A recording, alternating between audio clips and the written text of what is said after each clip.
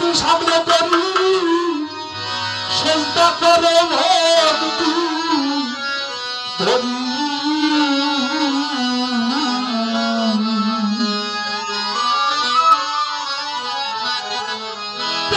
বিশ্বাসের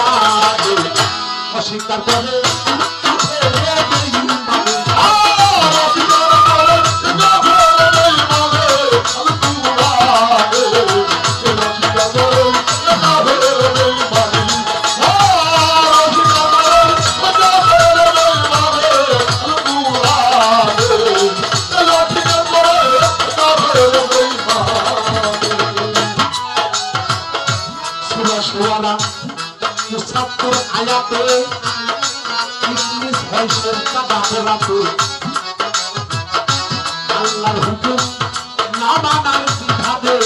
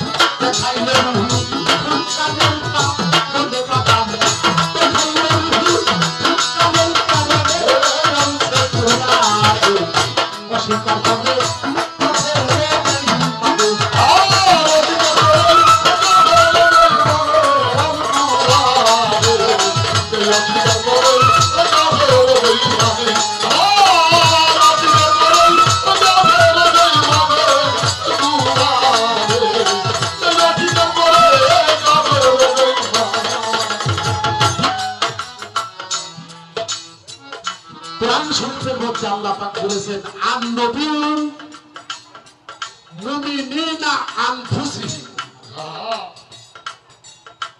হে আমার বান্দাগণ, আমার নবীকে তোমার জানের চাইতে বেশি ভালোবাসবে। সুবহানাল্লাহ।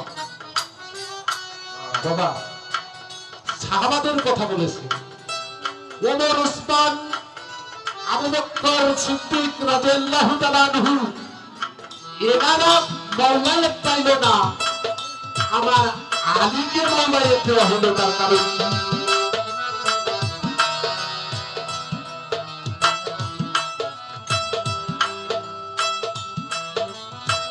ইমাম আবু হানিফা সাহেব ওনার বড় ছেলে বলেছিল, বাবা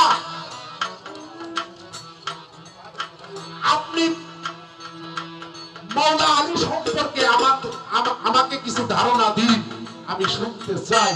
তখন ইমামে আবু হানিফ সাহেব উনি বলেছিলেন, মাওলা আলীকে সাহাবার কাতারে নামানোর মতো সৎ সাহস আমি ইমাম আবু হানিফার নাই।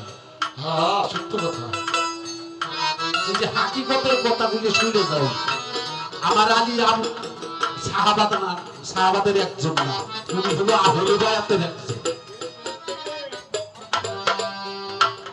এই আহলে বায়াত কি?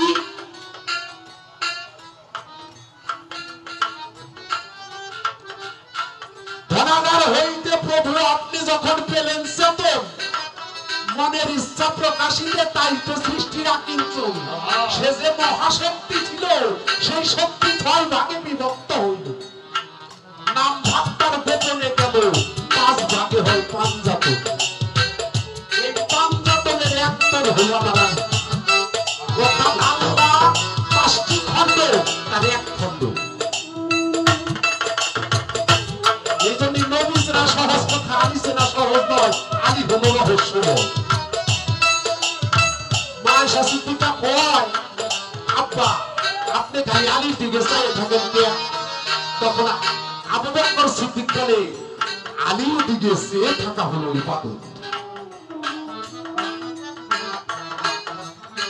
আমার আলীর নাম আলী করিমুল্লাহ ওয়াজহু, ওয়াজহু অর্থ আল্লাহর চেহারা।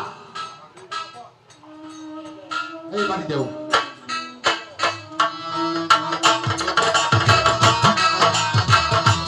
তাই আপনারা যাবেন, মক্কার মানুষ আমার হুজুর পাককে কিন্তু মক্কায় থাকতে দেবে কিছু রাখেন। মসজিদ ঘরের মধ্যে আমার হুজুর আলীকে নিয়ে আছে, কাফেরের দলেরা ঘরটাকে এমন ভাবে ঘিরছে, একজনের ডাইন হাত আর একজনের বাম হাতে একটা ফেরেশতা বসে। তারা প্রতিজ্ঞা করেছে মুহাম্মদের মাথাটা কেটে আজকে ঘরে ফিরবে।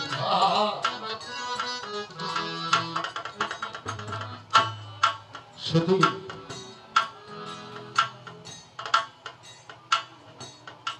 মাওলা আলী বলেছিলেন, হুজুর আপনি বের হয়ে যান, আপনি চলে যান। বলে, বলো কি? আমি চলে যাব? মক্কার মানুষ সকালবেলা বলবে মুহাম্মদ আমাদের মাল ধন সম্পদ সব লুট করে নিয়ে পালিয়েছে। কেন? মানুষ তখন অনেক গরিব মানুষ, কিছু কিছু ধন সম্পদ আমার কাছে জমা রাখছে।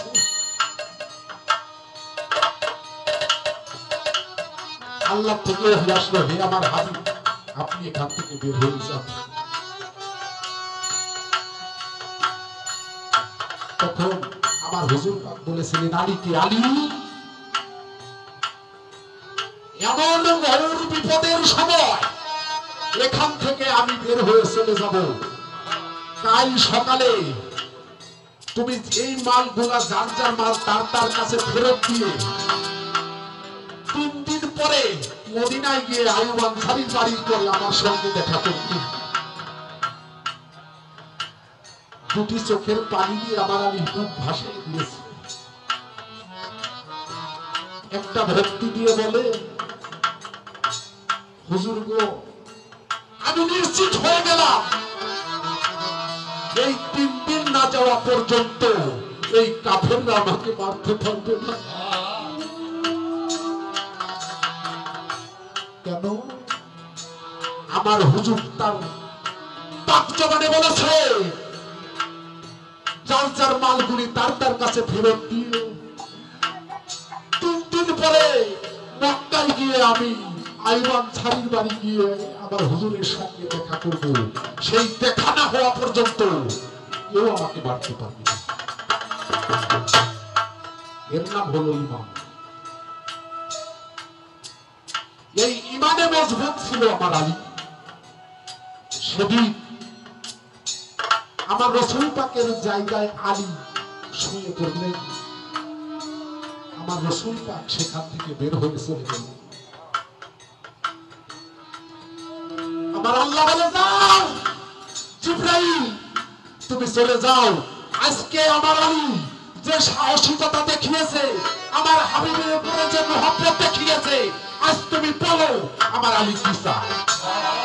আজকে আমার আলী যা চায় আমি আলীকে তাই দিই।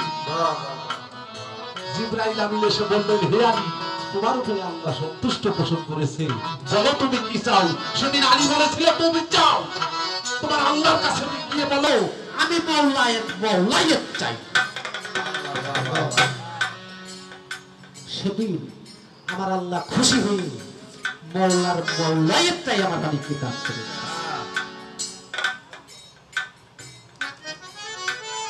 তাই বাবা,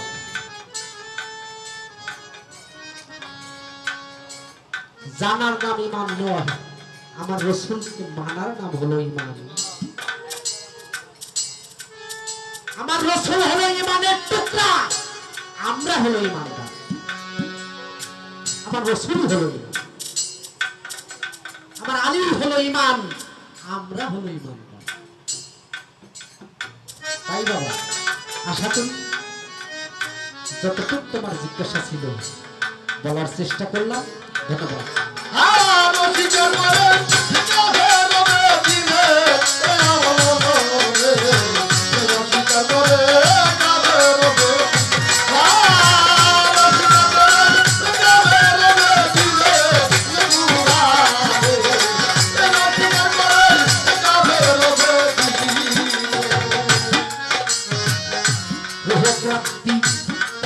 যারা সেজদা পাওয়া যোগ্য তারা সেজদা ছাড়া মুক্তি হয় কেমনে।